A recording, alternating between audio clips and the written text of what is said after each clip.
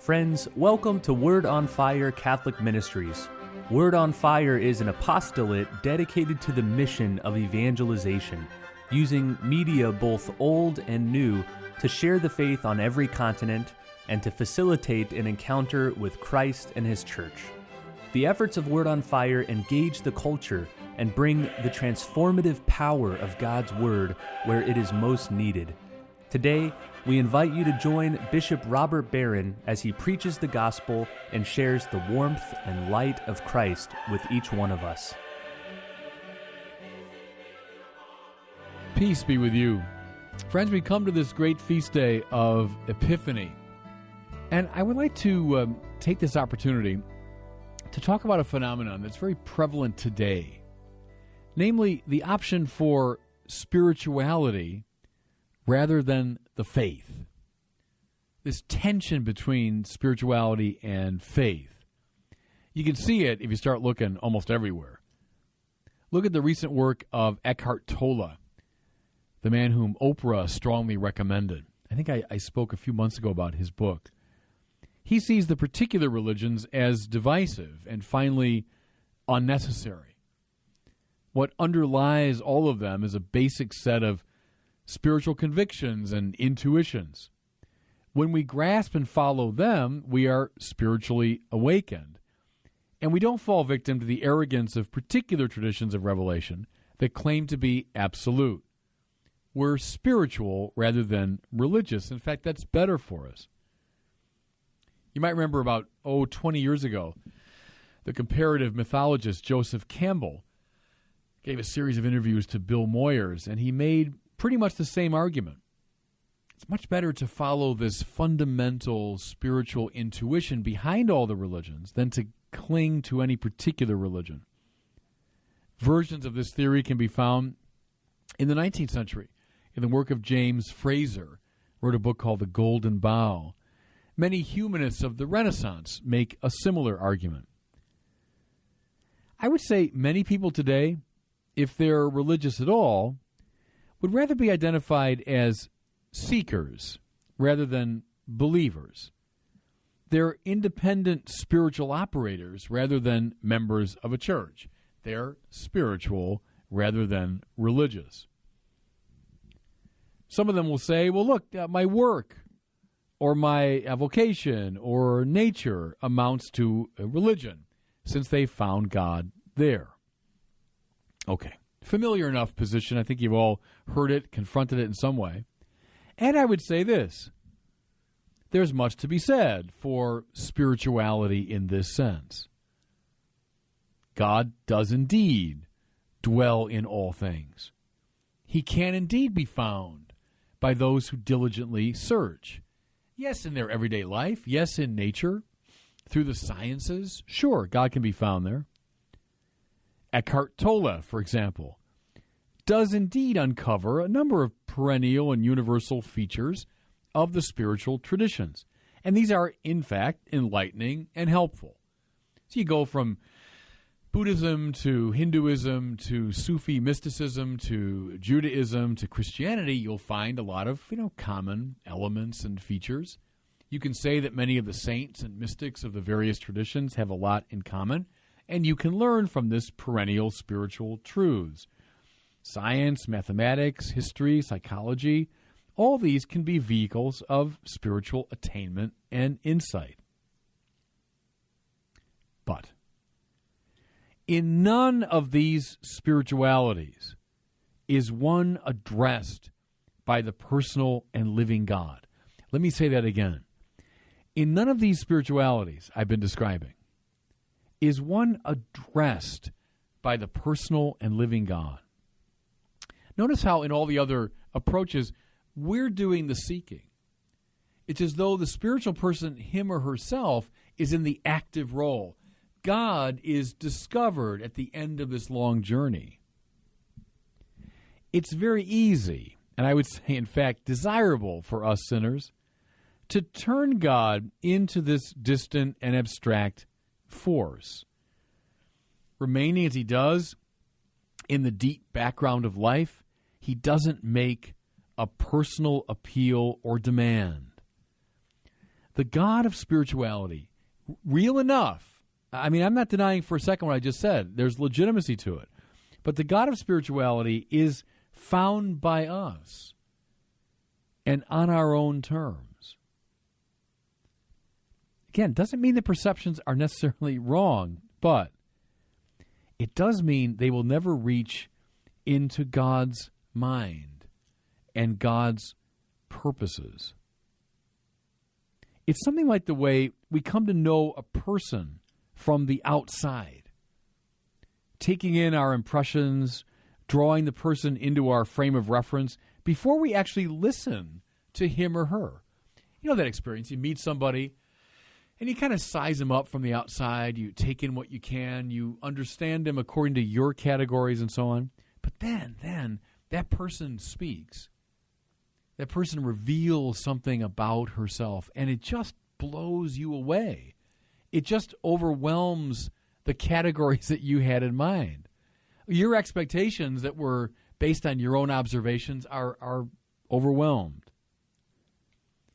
The peculiar biblical conviction is that God is not a distant force, but a person who speaks and acts in history. Someone who reveals to us his mind and purpose. Yes, we're spiritual seekers. But above all, God is a seeker. God is someone who seeks us out, speaks a word of truth to us. And here's my point. This God of revelation focuses and orders all the vague and inchoate spiritual longing of the race, giving it direction. Though we might have drawn our own conclusions about someone based on external observations, conditioned by our expectations, these conclusions are always adjusted once the person herself speaks and opens her heart. Now we can see why spirituality, as good as it is never enough. Why spirituality must give way to something higher, richer, deeper. Okay. It's against this background that I want to reread our familiar story of the journey of the Magi. Who were these magoi? Matthew calls them Magi. It's not entirely clear. They're probably some combination of what we would call astronomers, astrologers. They're part of a stargazing culture, especially strong in Babylon and Persia in the first century. A culture whose purpose was to measure the planets and stars, but more importantly, to discern in them the will of God. And so, on their terms, using their own skills, these dedicated men sought out the will of God. We should admire their tenacity, their intelligence, their dedication. They symbolize, I think, the Magoi, the Magi. They symbolize the best of the spiritual traditions of the human race, from ancient times to the present day. Hindu, Buddhist, Sufi, Muslim, Jewish, Christian, across the board, these searches for God. The Magi are very good symbols of this spiritual quest. So they come seeking God. But notice now, here's the hinge. Here's the turning point I want you to see. They don't know precisely where to go until they meet with the representatives of Israelite religion who tell them on the basis of revelation where the Messiah is to be born. Remember, they follow the star. Okay, they're following their own calculations, their own intuitions, and so on. But finally, only when they come to the Holy Land and they speak to those people who are expert in divine revelation, only then do they know precisely where to go and precisely whom they are seeking. These experts tell them where the Mashiach, the Messiah, was to be born, in Bethlehem of Judea. Now, I know it's offensive to our sensibilities. I know it seems arrogant and culturally insensitive. But the biblical claim is there's a people that was chosen by God, chosen to be the unique bearers of his revelation to the world. But they were chosen not for themselves, but precisely for the nations, for, listen, all the seekers of the world. There's the paradox. Israel's chosen for the seekers, that all who seek for God might find him. Through the focused revelation that was given to this people, Israel, it's not going to serve our purpose if we simply reduce Israel to one nation among many. If we reduce the revelation given to Israel to one more spiritual program among many. No. There was something distinctive, unique about Israel. It was God speaking his own mind and heart. So God gave Israel the law, the covenants, the patriarchs, the temple, the long tradition of worship, the prophets, and by these means he shaped a people according to his heart. And as the culminating moment in this revelation, he sent his only Son for the salvation of the world. Once the wise men, evocative of all the religious seekers of all times and places, once the wise men know where to go, they go. And they find what they had all along been inchoately seeking. They found what they were looking for, but they wouldn't have found it without the specificity of Israelite revelation. So it goes, I'm arguing, with all spiritual seekers today. I'm addressing especially young people, but all spiritual seekers who want God. Good. Follow that yearning of your heart. Good. But you won't find him in his specificity, in his own self-revelation, apart from the great people Israel, which bears that revelation. It's Israel which culminates in the coming of Christ, which gathers together all the spiritual longings of the race. And so, again, young people, listen to me. Cultivate all your spiritual powers.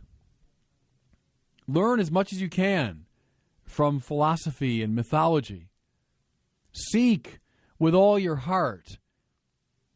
Learn the spiritual wisdom of all the great traditions. But realize finally that all of it remains incomplete unless and until it draws you to the God of Israel, revealed in that baby born in straw poverty. Who's that baby? The manifestation of the divine love which made the whole universe and which seeks us out with the passion of a mother or a father. See, finally, it's not our seeking that matters so much. Finally, it's the fact that we are sought by a God who hunts us down, a God who breaks open his own heart for us. Finally, our spiritual seeking must give way, must surrender, and must allow itself to be found. In that juxtaposition, I think, we see the purpose of this story, of the journey of the Magi. And God bless you. Thank you for listening to this week's homily from Bishop Robert Barron. For more resources from Bishop Barron, please visit wordonfire.org.